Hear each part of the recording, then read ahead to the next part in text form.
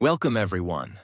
Today, you are about to hear the real and powerful life story of Queen Victoria, the woman who became queen at just 18, ruled the biggest empire in the world, fell in deep love, lost everything, and still stayed strong. This story is perfect for English learners. It's easy to understand, full of emotion, and filled with history, love, pain, and power. So, if you love stories and want to learn English in the best way, don't forget to subscribe and stay with us till the end. Let's begin. Chapter 1. The Lonely Girl Who Would Be Queen. On May 24th, 1819, a baby girl was born in Kensington Palace, London. Her name was Alexandrina Victoria, though the world would later know her simply as Queen Victoria.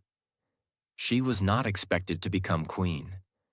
At birth, she was fifth in line to the throne, far behind several others who had stronger claims.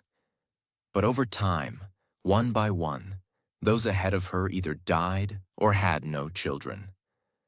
No one imagined this small, quiet child would grow up to rule an empire that covered 1/4 of the world. But fate had chosen her. To the outside world, palace life looked rich and beautiful. But for Victoria, childhood inside Kensington Palace felt more like a cage than a home. Her mother, Princess Victoria of Saxe-Coburg-Saalfeld, was extremely strict. And her mother's advisor, Sir John Conroy, controlled every part of Victoria's life. Together, they created a set of harsh rules called the Kensington System, designed to isolate and weaken her, keeping her small, dependent, and easy to control. She was not allowed to walk alone, eat with who she wanted, or play freely. Until her teenage years, she even had to sleep in the same room as her mother. She had no childhood friends, only her dogs and dolls. But inside this quiet, tightly controlled world, something powerful was growing. Victoria became an avid reader, a lover of art and music, and a quiet observer of the world. She kept a secret diary. Her spirit was not broken. In fact, it was becoming stronger. She may have been a child in a cage, but a queen was already forming inside her. When Victoria was just 8 years old, her life changed in one silent moment. A teacher showed her a family tree. She followed the lines, looked at the names, and realized something shocking. She would one day be queen. She didn't tell anyone, but that night she wrote in her diary, "I will be good." It was not a childish thought. It was a promise. She would rule with kindness, discipline, and dignity. But her days were still hard. Her mother was cold and controlling. Victoria often felt unloved. She had no siblings and lived under constant rules. She was expected to act perfect every day, always watched, always judged. Still, she continued to learn. She became fluent in French, German, and Italian. She loved to draw, write, and paint. In silence, she prepared herself for the day when the crown would come. At the age of 16, a new feeling entered her lonely life. Love. A young man named Prince Albert, her cousin from Germany, came to visit the palace. He was kind, thoughtful, and intelligent. He played music, spoke gently, and made Victoria feel seen, something she had never experienced before. They talked. They laughed. There was a spark, but soon he left. She was still too young, and her mother kept strict watch over every move she made. Yet, deep inside, Victoria knew. He would return. And when he did, her life would never be the same. On a quiet morning in June 1837, Victoria was awakened early. A man entered her room, bowed, and spoke the words that would change everything. "Your Majesty, the king is dead." Her uncle, King William IV, had passed away. And now, at only 18 years old, Victoria was queen. She entered a room filled with powerful older men, all expecting a weak girl they could control.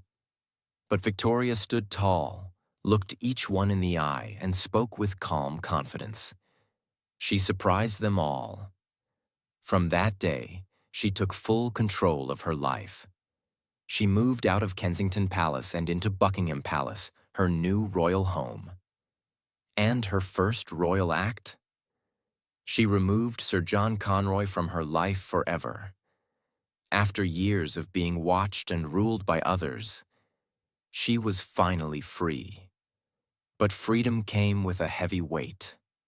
Victoria had no experience in government, no husband to support her, and many people around her who still tried to manipulate her. She was surrounded by smiles that hid sharp intentions. She had to learn fast, but she was determined. She would not be remembered as a puppet or a weak girl on the throne. She would lead the British Empire, and she would do it her way. She had a clear vision.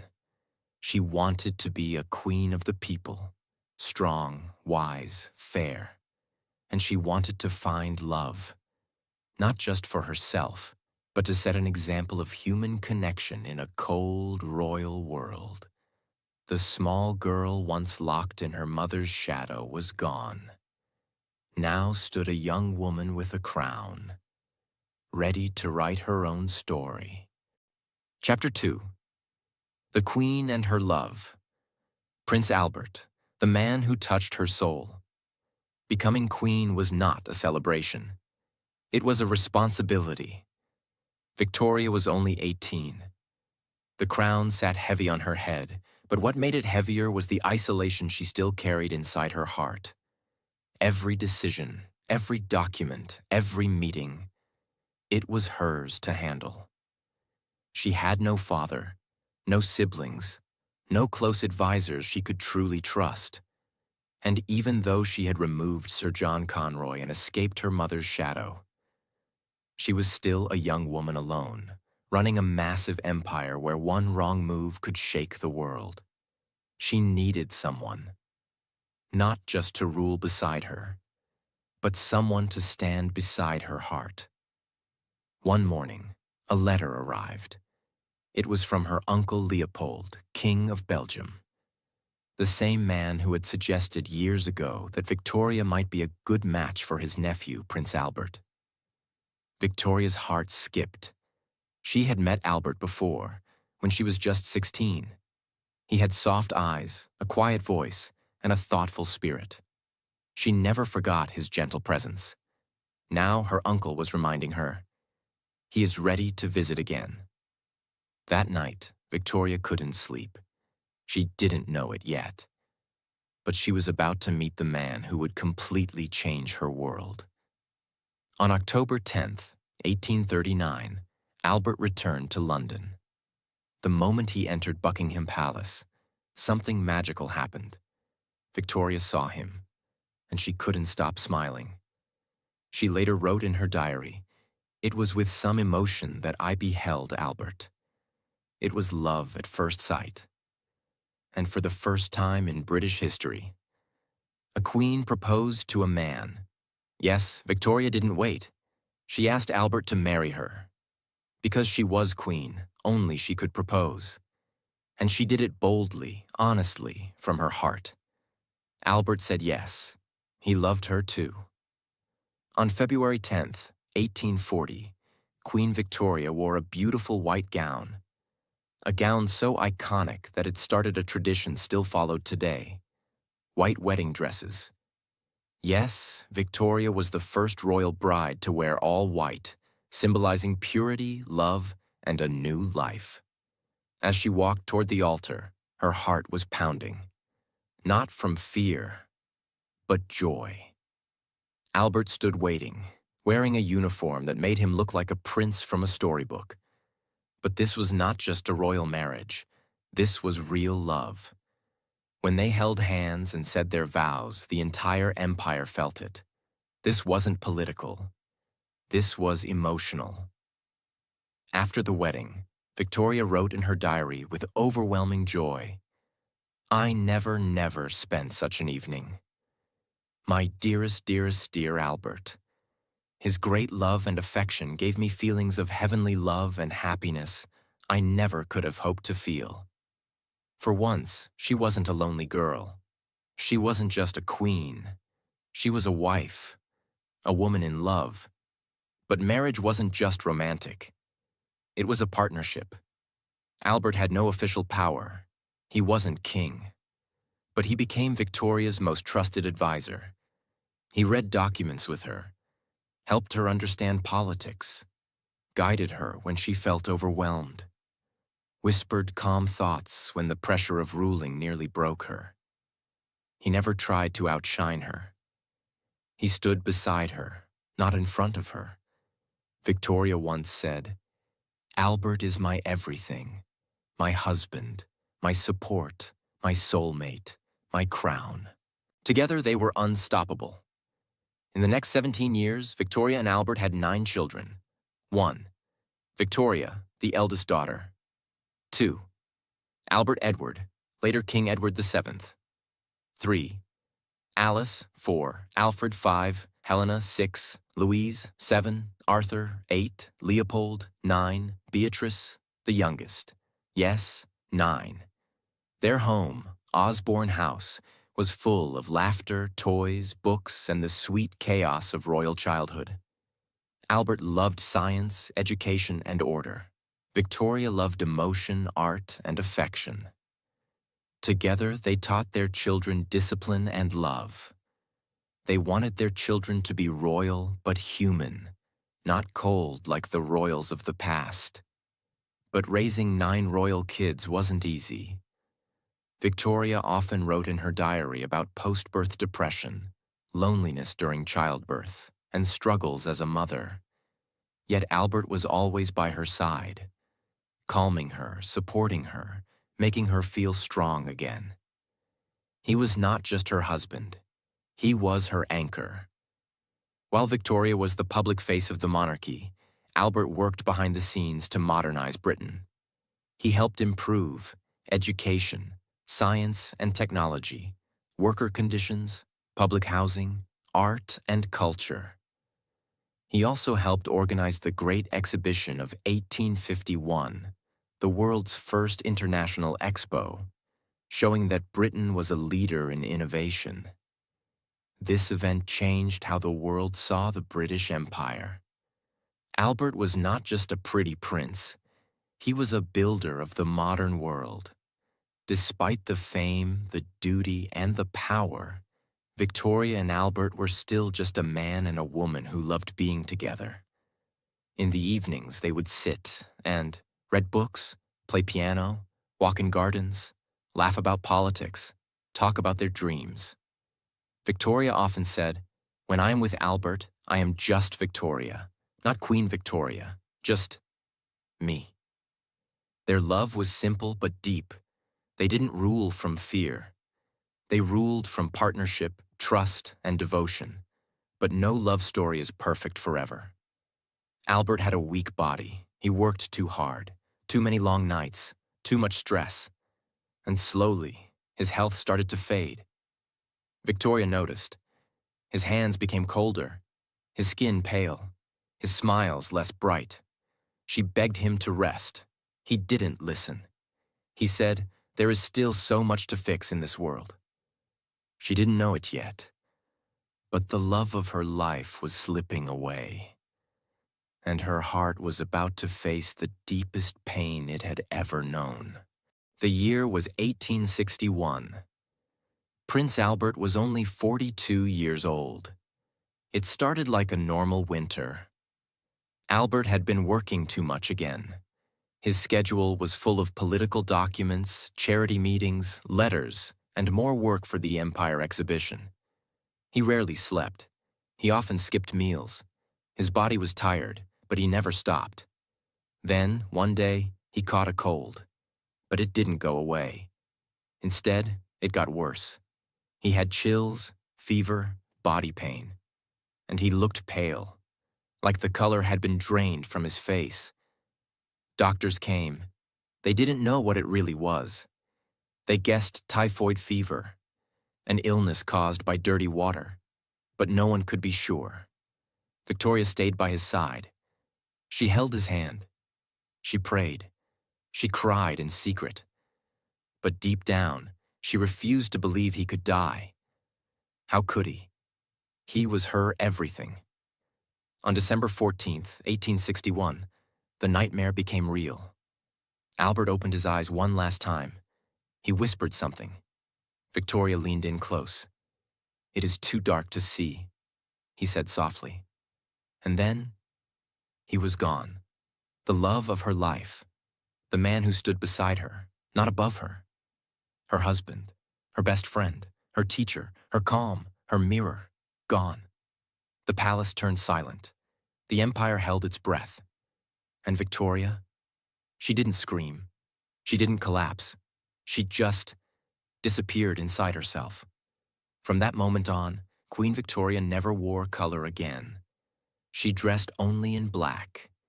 Every day, every season, every year, she removed all the bright things from her life.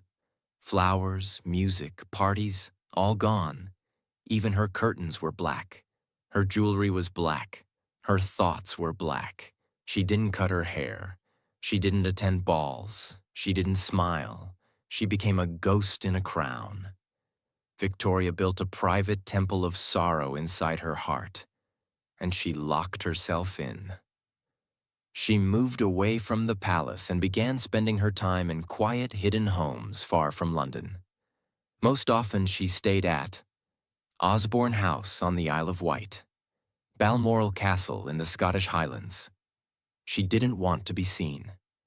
She didn't want to rule. She just wanted to be left alone with her grief. For more than 10 years, Victoria almost disappeared from public life. She stopped attending Parliament.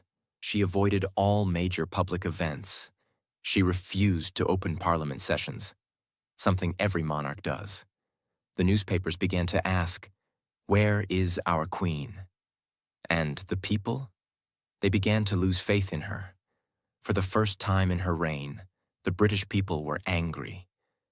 They called her the Widow of Windsor, the Invisible Queen, the Mourning Monarch.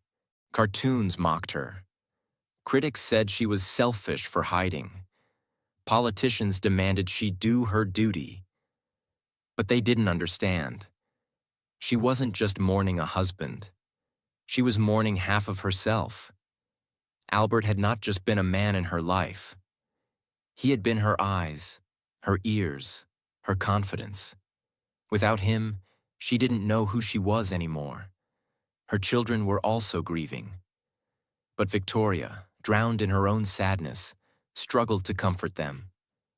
She especially became cold toward her eldest son, Albert Edward, the future king, known as Bertie. She blamed him for Albert's death. Why? Because a few weeks before Albert died, Bertie had been caught in a scandal involving a young actress. Albert had gone to speak with Bertie about it, hoping to calm him.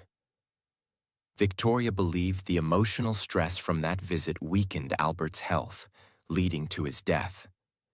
She could never forgive her son fully. This caused a long, painful distance between mother and son, one that lasted for decades. Victoria couldn't live with the pain, but she didn't want to forget Albert either. So she began to build statues, portraits, and memorials all across the country to keep Albert's memory alive. She built the Royal Albert Hall, the Albert Memorial in Kensington, statues of Albert in cities across the empire, and even had his room at Windsor Castle left untouched for 40 years. Every day she looked at his portrait. Every night she talked to his spirit.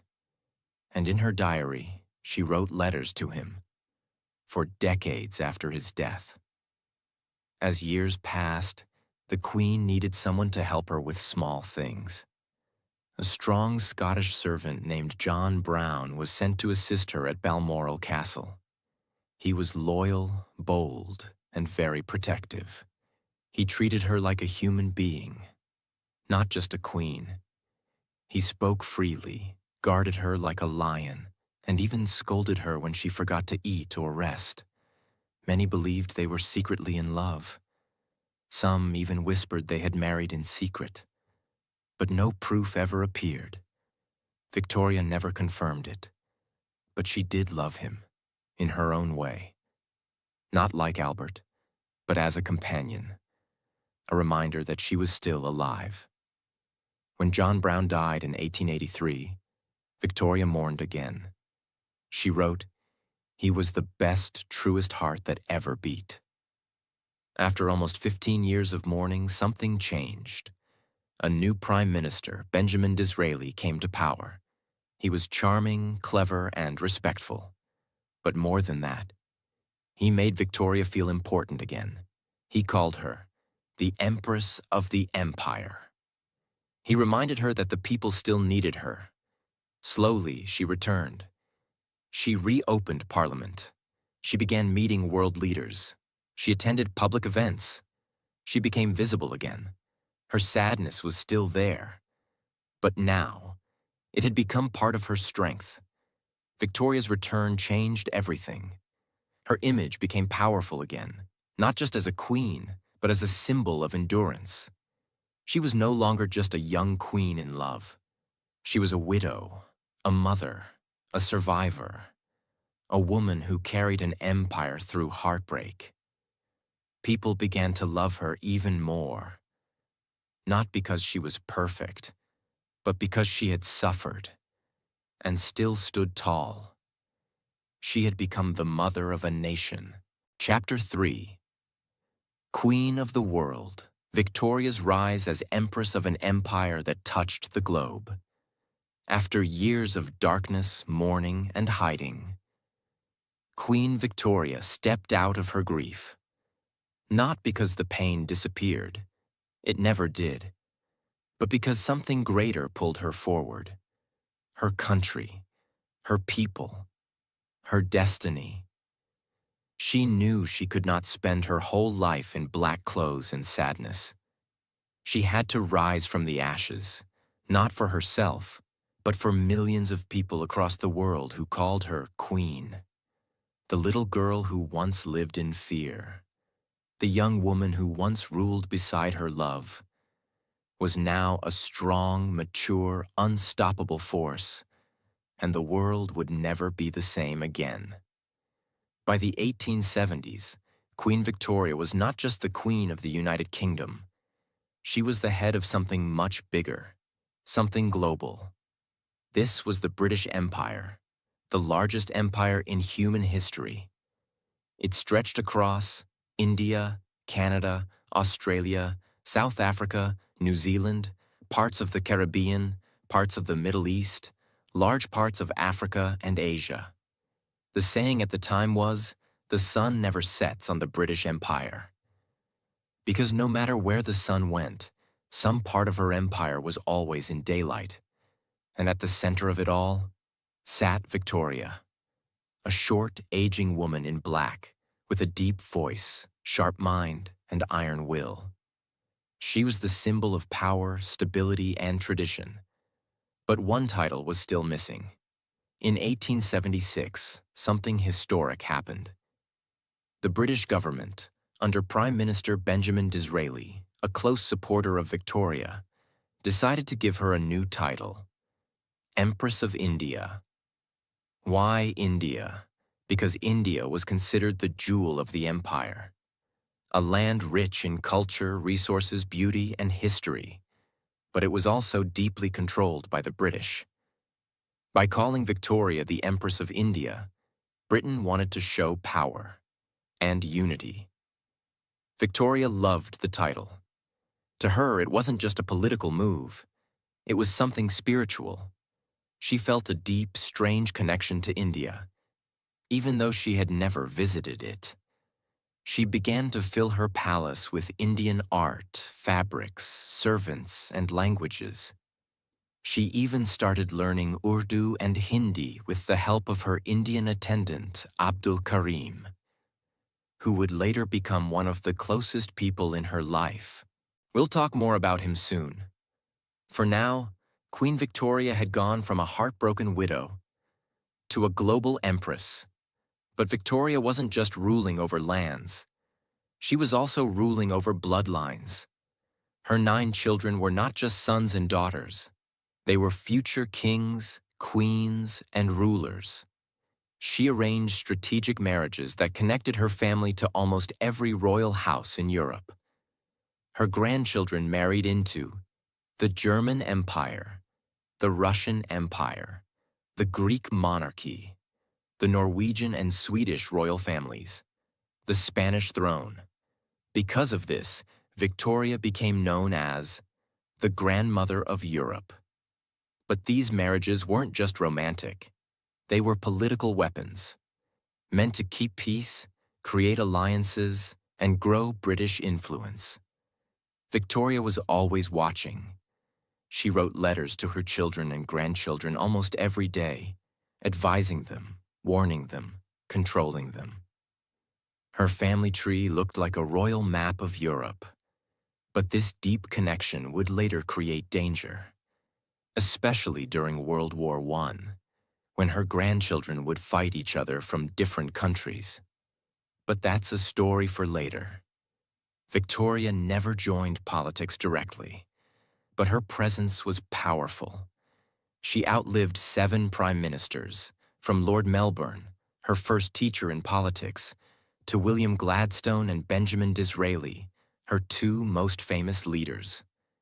Disraeli once called her the only woman in the world I truly bow before. She loved him, not romantically, but politically. He treated her like a human being, not just a symbol. He joked with her, praised her, respected her opinions. When he made her Empress of India, she said, "He has done more for me than anyone since Albert." On the other hand, she had a difficult relationship with Gladstone, who was too serious and didn't flatter her ego. Victoria wasn't just a silent ruler. She wrote notes, asked tough questions, gave advice, and when she didn't like a law, she let it be known. She was still the soul of the monarchy, and even though the British system was becoming more democratic, no one could ignore her. She had become a silent pillar, the kind that holds up a massive building without making a sound. In 1887, during her Golden Jubilee, 50 years as queen, India sent servants and gifts to celebrate. Among them was a tall, young Indian man named Abdul Karim. He was meant to serve as a simple waiter, but he ended up becoming Victoria's closest companion in her final years. She called him Munshi, which means teacher. He taught her about Indian culture, food, language, and spirituality. He read Urdu poems with her. He brought her Indian food. He helped her write in Urdu. He even gave her news from Indian newspapers, helping her understand her empire better. But the palace didn't like him. The royal household, especially her children and courtiers, hated Abdul. They were racist, jealous, angry that a poor Indian man had such influence. But Victoria didn't care. She protected him. She gave him gifts, land, titles, and kept him by her side until the day she died. She once said, "I am so very fond of him. He is so good and gentle and understanding." Through Abdul, she connected emotionally with a part of her empire she never stepped foot in. Her love for him was not romantic. It was spiritual. By the late 1800s, Queen Victoria was no longer just a monarch. She was a living legend. She had survived personal tragedies, political storms, and cultural changes. During her reign, the world had changed. Electricity had replaced gas lamps. Trains and steamships connected continents. Telegraphs made communication almost instant. Medicine, science, and education had all advanced. The Victorian era, as it is now called, became a time of morality, invention, exploration, power, strict traditions, and both hope and hypocrisy. She was the face of this time. Every photograph, every coin, every speech showed her stern face, black clothes, and piercing eyes. People didn't cheer her like a celebrity. They respected her like a mountain, something too big, too strong, and too old to move. As Victoria entered her 80s, she became slower, quieter, more reflective. She still wrote daily letters, still held state meetings, but she knew her time was coming. She wrote often about Albert, still speaking to him in her diary. She wrote about her painful legs, fading eyes, and heavy heart. Yet she never gave up her duties. Even in old age, she was working for the people, for the empire, for the memory of her love. She had ruled for over 60 years, longer than anyone before her. But the final chapter was near. Chapter 4. The final goodbye. The end of a queen, the birth of a legend. She had outlived her husband, many of her children, most of her friends, almost all the people who crowned her queen. She often said quietly, "I am tired of life." But she never said she regretted it. In January 1901, Queen Victoria's health declined very fast. She was staying at Osborne House, the same peaceful home where she had once been happiest with Albert. She stopped eating properly. She slept most of the day. Doctors knew the truth. The end was near. Her family gathered around her bed. Some of them she loved deeply. Some she had fought with. Some she had controlled too tightly. But in her final days, none of that mattered. She was no longer the ruler of the world. She was just an old woman preparing to leave it. On January 22, 1901, Queen Victoria took her last breath. She was 81 years old, the woman who had ruled the largest empire in history, the woman who had survived love, loss, power, loneliness, and time itself, was gone. Her death was peaceful. She died surrounded by family. And with her death, an entire era ended. The news spread across the world, from London to India, from Canada to Australia, from Africa to the Caribbean. People cried, shops closed, church bells rang, flags were lowered, newspapers printed black borders. Millions of people had never known another monarch. For them, Queen Victoria was not just a ruler. She was a constant. Her face had been on coins, stamps, buildings, books. Her name had been used to describe an entire century. Now, she was gone. Queen Victoria had left very clear instructions for her funeral. She didn't want a dark funeral. She wanted a white funeral, because she wanted to be reunited with Albert.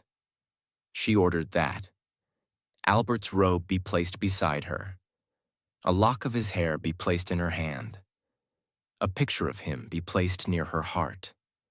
She also asked for personal items, a photograph of John Brown hidden in her coffin, gifts from her children, small objects from her private life. This was not a queen's coffin. This was a woman's memory box.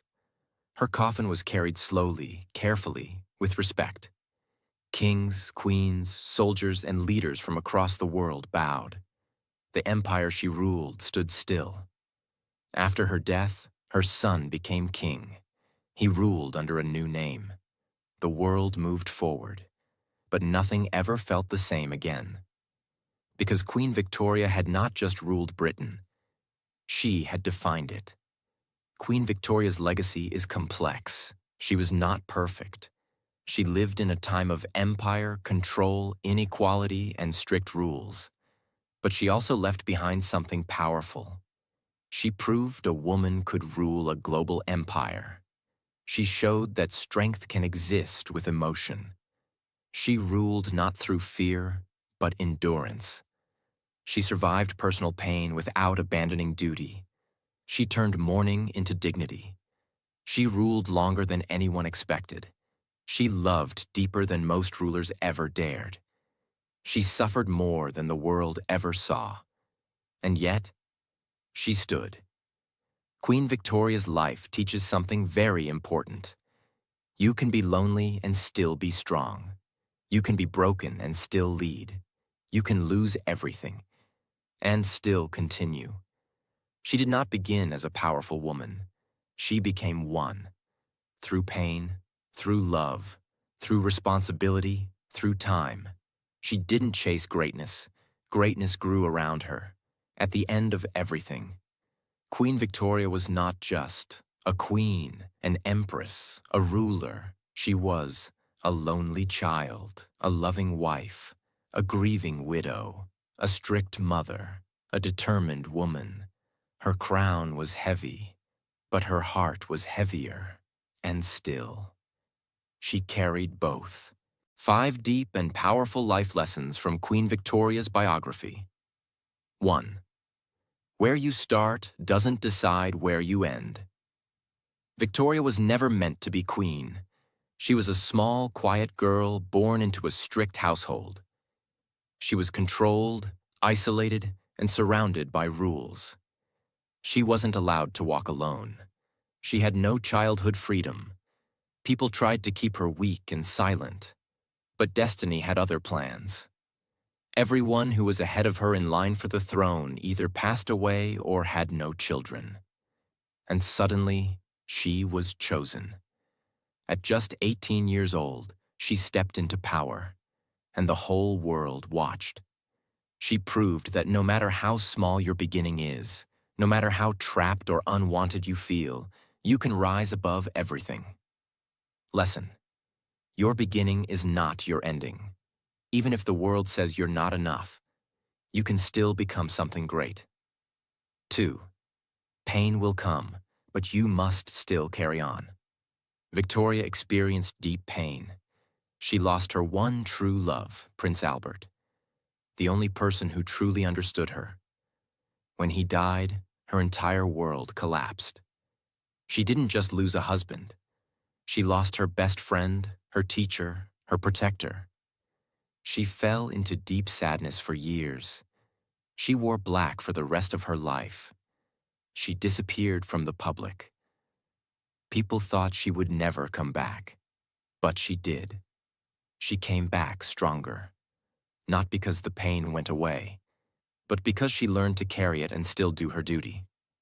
Lesson: life will break you. You will lose people. You will face heartbreak. But don't stop living. Don't stop showing up. You can be sad and still be strong. 3. Love is not a weakness. It's your power. Queen Victoria didn't rule alone. She had Prince Albert, her true partner in life and leadership. He helped her become better. He guided her, supported her, and stood beside her. Not in front, not behind, but beside. Together, they built a strong family, a modern image of royalty, and a partnership that was full of respect and balance. She loved him deeply, and when he died, she never stopped loving him. Her heart ruled just as much as her crown did. Lesson: real love doesn't make you weak. It makes you powerful. Surround yourself with people who bring out the best in you. People who walk beside you, not ahead of you. 4. You don't have to be loud to be powerful. Victoria was not loud. She didn't give long speeches. She didn't stand on stages with big words. She ruled with grace, letters, silence, and consistency. She built trust by being calm, steady, and always present, even through grief and old age. People didn't follow her because she shouted. They followed her because she stood firm. She kept her promises. She showed the world what dignity looks like in silence. Lesson: you don't need to scream to be heard. You don't need to shine the brightest to be seen. Sometimes, quiet strength changes more than loud noise ever can. 5. Your life can inspire generations. Without you even knowing, Victoria didn't chase fame. She didn't try to impress people. She focused on being strong, surviving heartbreak, ruling with care, and leaving something behind. Today, hundreds of years later, we still say her name. We still tell her story. We still live in buildings, cities, and systems influenced by her reign. She became the symbol of an entire century. The Victorian era. She became the grandmother of Europe. Her legacy stretched across continents. She did not become a legend by asking to be one. She became a legend by living fully, loving deeply, and ruling bravely. Lesson: you may not know it yet, but your story matters. Live it with strength, and it will be remembered. Queen Victoria's life was more than history. It was a journey. A deep, emotional, beautiful journey of one woman who refused to be small. She was born into fear. She was raised in silence. She was given a crown too early. She loved once and lost forever. She cried. She disappeared. She came back. She ruled the world. She ruled not because she was perfect, but because she was real. She made mistakes. She felt lonely. She struggled, but still. She led millions. She inspired generations. She became the face of an empire. She became a mother, a widow, a survivor, and a leader, all in one life.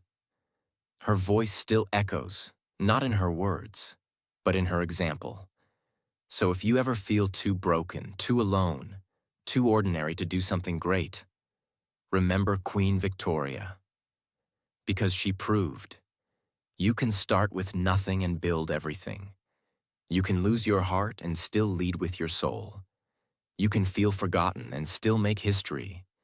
You can be small and still be remembered forever. Her story is over, but yours is just beginning.